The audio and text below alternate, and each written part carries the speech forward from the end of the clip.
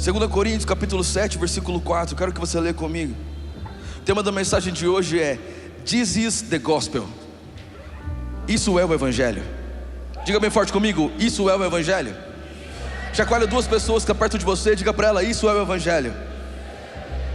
Eu não sei não, fala mais forte em nome de Jesus, vamos lá. Olha para alguém, está acabando o ano, você ainda tem voz para gritar esse ano, vamos lá. Diga para ela, isso é o Evangelho. Isso é o Evangelho. 2 Coríntios capítulo 7, versículo 4, a Bíblia diz: tenho muita confiança em vocês, e de vocês tenho muito orgulho. Vocês têm me encorajado grandemente e me proporcionado alegria, apesar de todas as nossas aflições.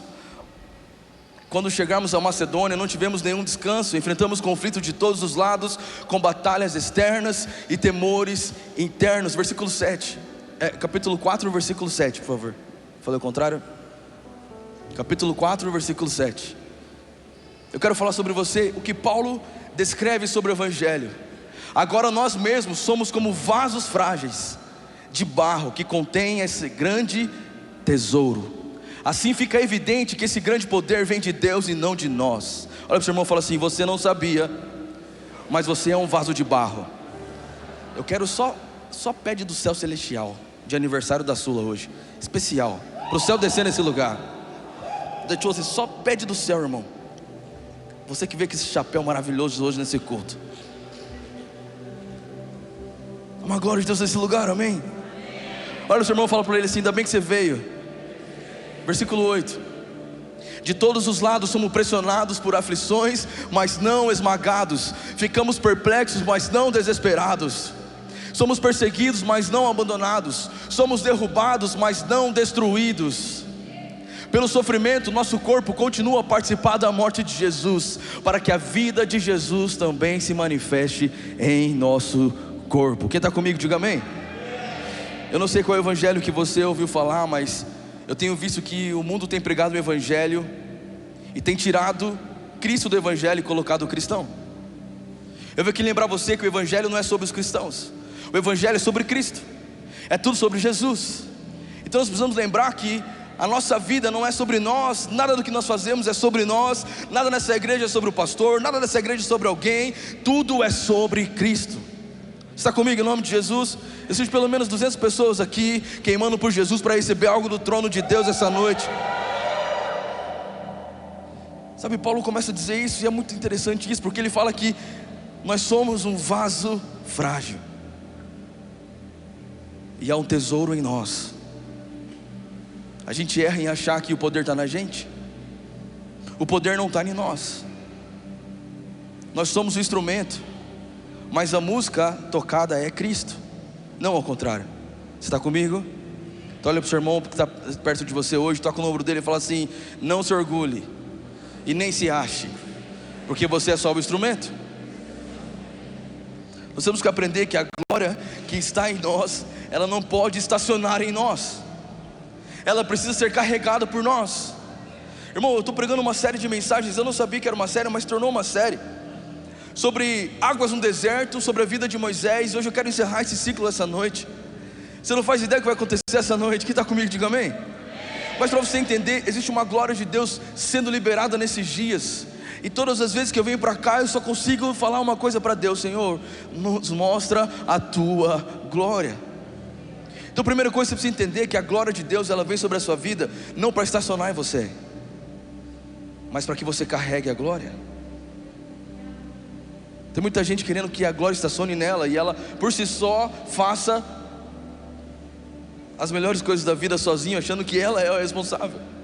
Um evangelho do eu, um evangelho de vem a mim apenas, só vem para mim, vem a mim, vem a mim. Um evangelho de sanguessugas, isso não é evangelho. O evangelho que eu conheço é: nós somos instrumentos de glória do Senhor. Nós carregamos a glória do Senhor. Ela não estaciona em mim. Eu carrego essa glória para quem chegar perto de mim. Eu carrego essa glória para uma igreja. Eu carrego essa glória para uma família. Eu carrego essa glória para uma cidade. Eu carrego essa glória para um estado. Eu carrego essa glória para uma nação. Quem está comigo em nome de Jesus? Levanta sua mão bem alto, eu quero profetizar sobre você. Eu declaro em nome de Jesus a habilidade do Senhor sobre os seus ombros, para um peso maior de glória. Eu declaro sobre a sua vida, os seus músculos espirituais, os seus ombros, com uma potência maior agora para carregar um peso maior de glória. Alguém diga amém em nome de Jesus. Aleluia. Sabe, eu comecei a pensar sobre essa mensagem, e Deus me deu algumas chaves, e uma chave poderosa é isso aqui, irmão, escuta isso. Não é o quanto você tem guardado que importa, mas é o quanto você está repartindo.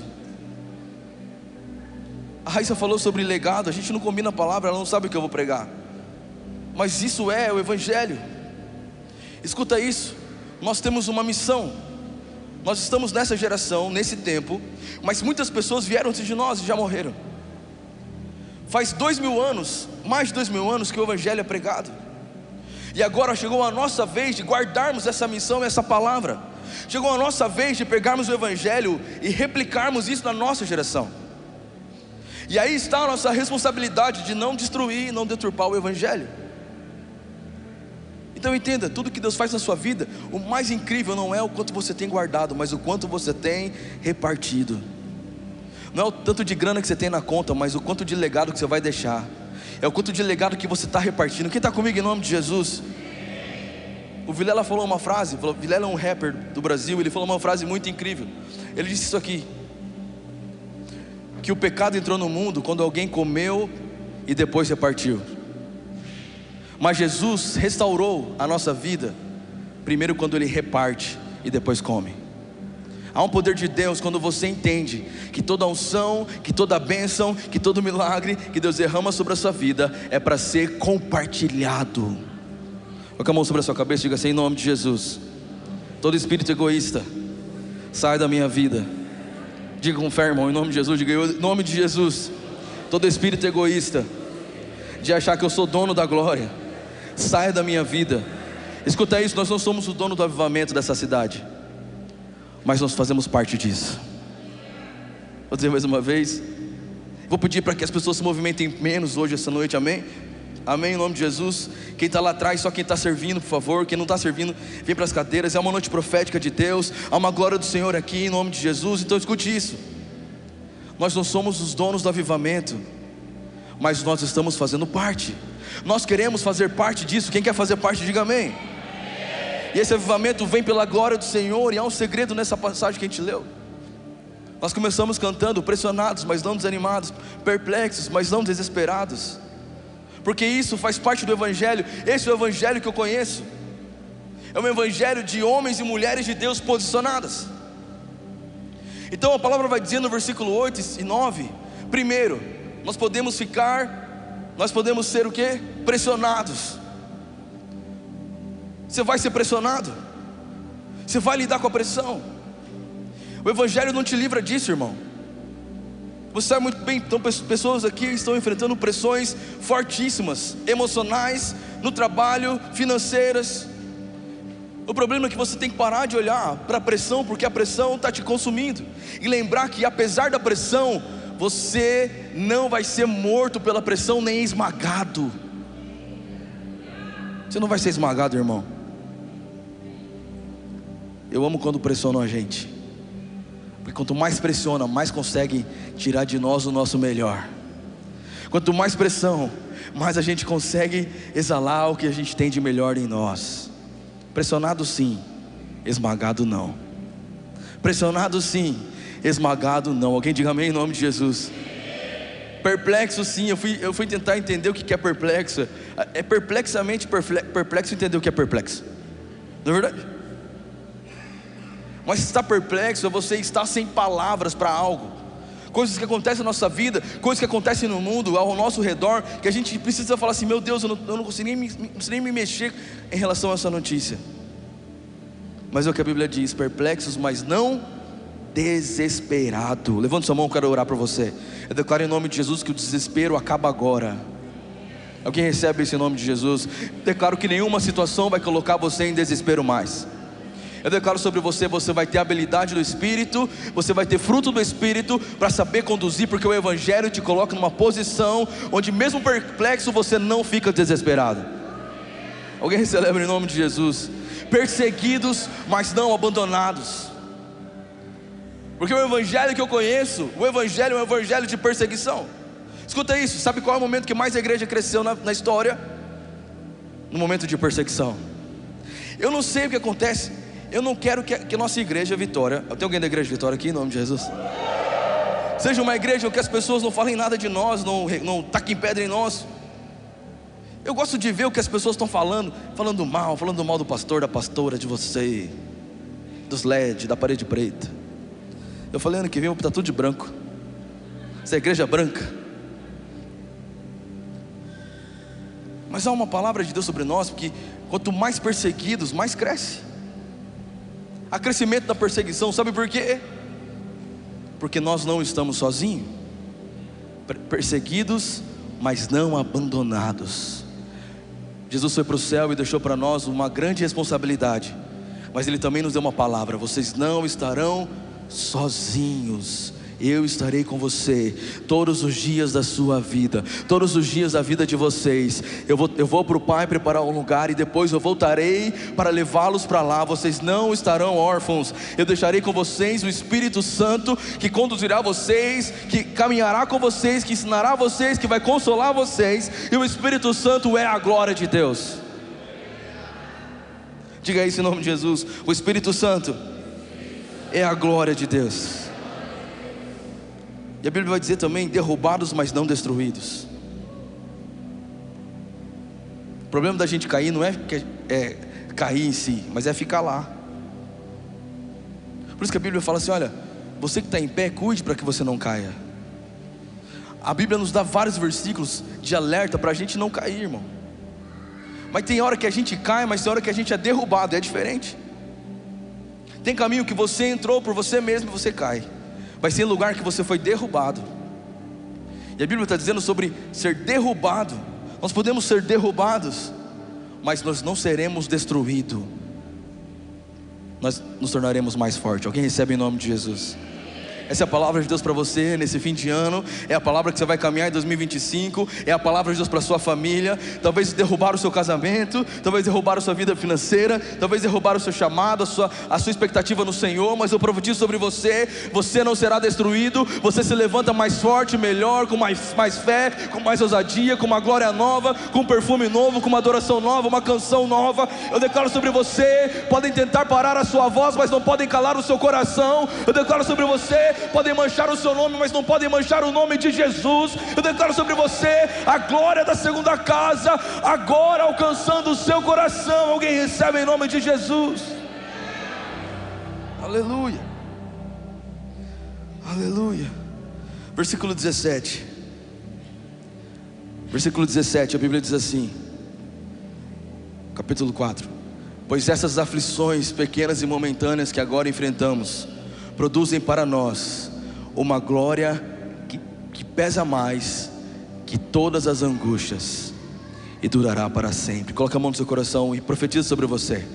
Diga assim: as minhas aflições estão preparando uma glória maior. As minhas aflições estão preparando uma glória maior. Eu declaro sobre você, você que plantou chorando, chegou a hora de você colher sorrindo. Vou profetizar mais uma vez: você que plantou chorando esse ano inteiro, esse mês inteiro, você que veio chorando na presença de Deus e chorou demais, escuta isso: Deus olhou as suas lágrimas. Para você era apenas lágrimas, mas para Deus eram sementes. Você plantou chorando e você vai colher sorrindo. Você plantou chorando, mas você vai colher sorrindo. Eu declaro que o tempo de cantar chegou sobre você. O tempo de cantar chegou sobre a sua família. Alguém, pelo amor de Deus, para fazer barulho nessa igreja. Alguém para glorificar o nome do Senhor.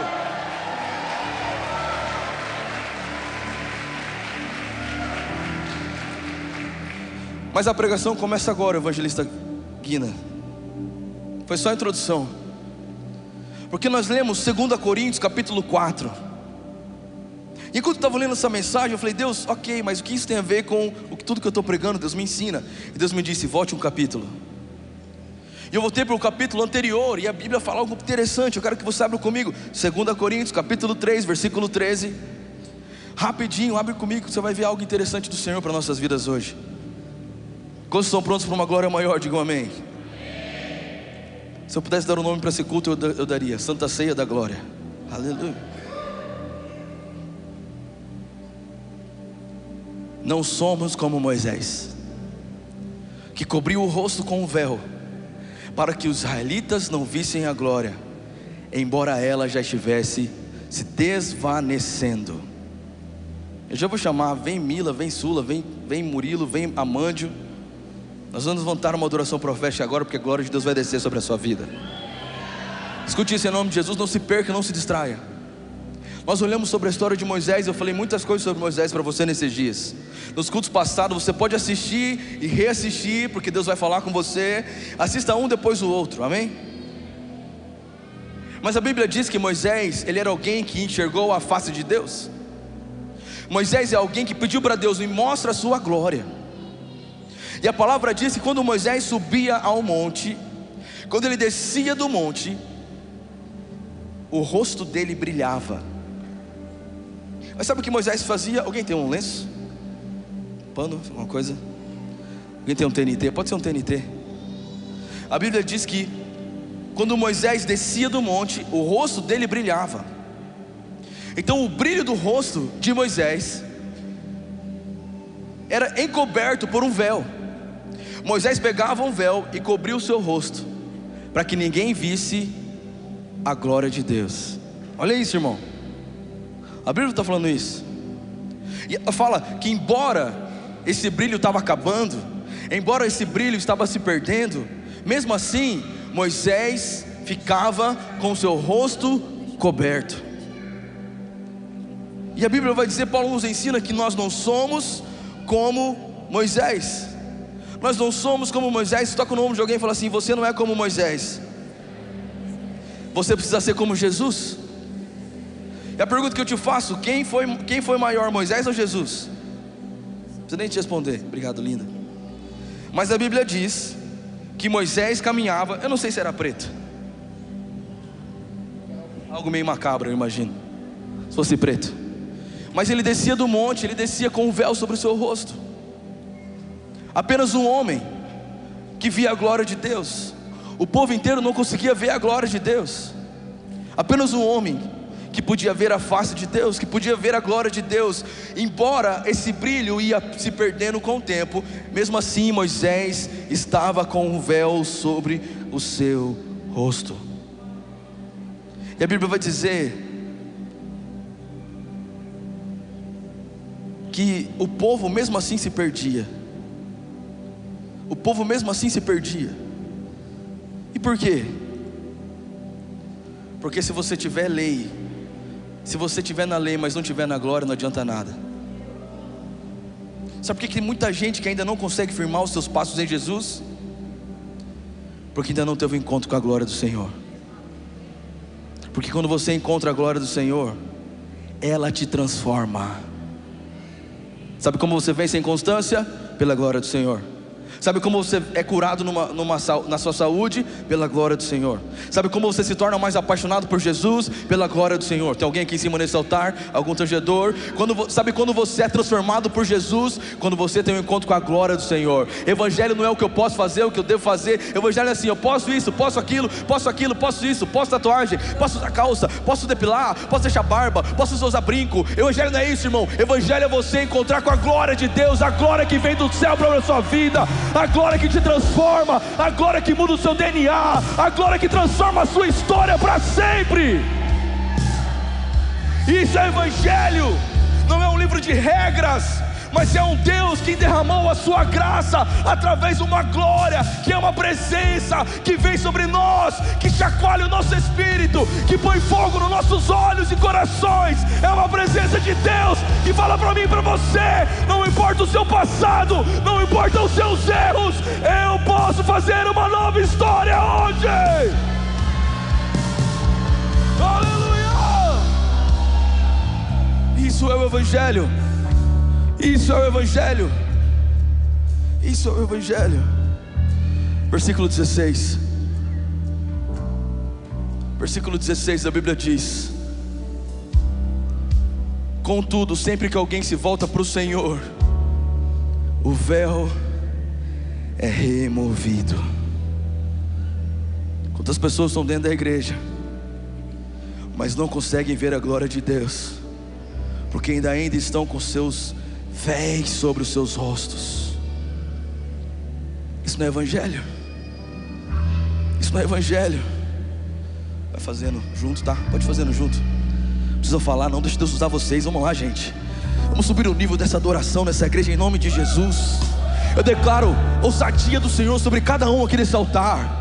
Talento nas vozes, no instrumento. Vocês precisam crescer em ousadia no Senhor. Eu declaro sobre vocês. Há uma cidade que precisa ouvir o som dessa igreja. Vamos lá.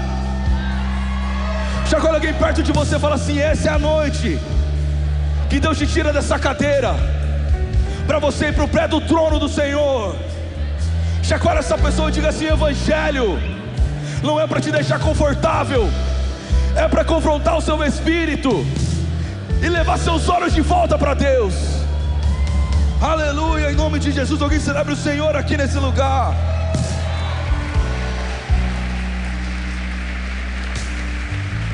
Nunca para, nunca para, nunca para, nunca para. Aleluia. Há uma glória sobre nós. Há uma glória sobre nós. Uma glória que dura para sempre. Uma glória que te faz ficar firme em Jesus. Você não vai entrar no que vem nessa inconstância mais, irmão. Você não vai entrar no que vem sem saber quem é você em Deus. Você não vai entrar no que vem domesticando os seus pecados. Eu declaro sobre você: a glória vai consumir o seu pecado hoje. A glória de Deus te posiciona para um lugar novo no Senhor hoje.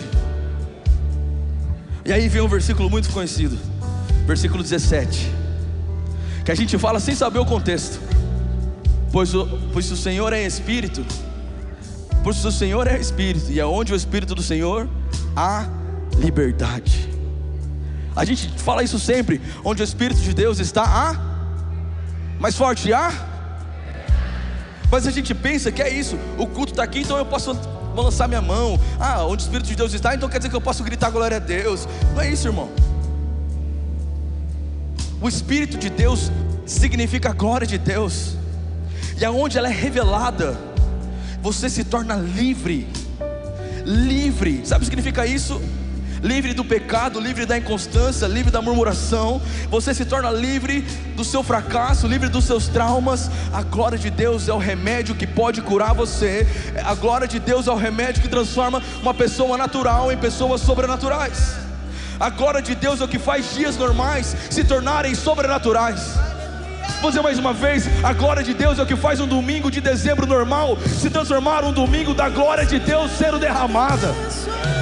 É a glória de Deus que transforma dias normais em sobrenaturais. É a glória de Deus que transforma as pessoas comuns em pessoas sobrenaturais. É a glória de Deus que transforma a sua vida. É a glória de Deus que está nesse lugar. É a glória de Deus. Não foi o que Deus me disse. Será que você pode respirar? Respira fundo, mas não solta o ar, vai. 1, 2, 3. Não solta o ar. Você consegue ficar quantos segundos assim, sem soltar o ar?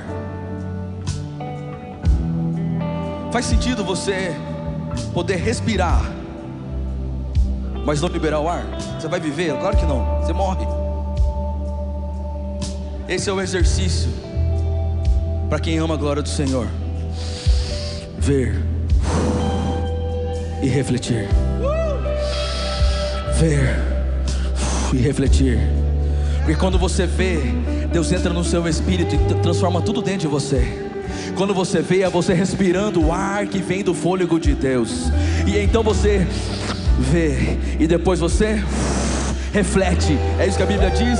Coloca de novo o versículo 18. Então nós que tiramos o véu de nós, vamos lá, podemos ver e refletir a glória do Senhor. A glória do Senhor. E o Senhor, que é o Espírito, nos transforma. Diga bem forte: nos transforma. Esse é o seu forte? Diga mais alto: nos transforma.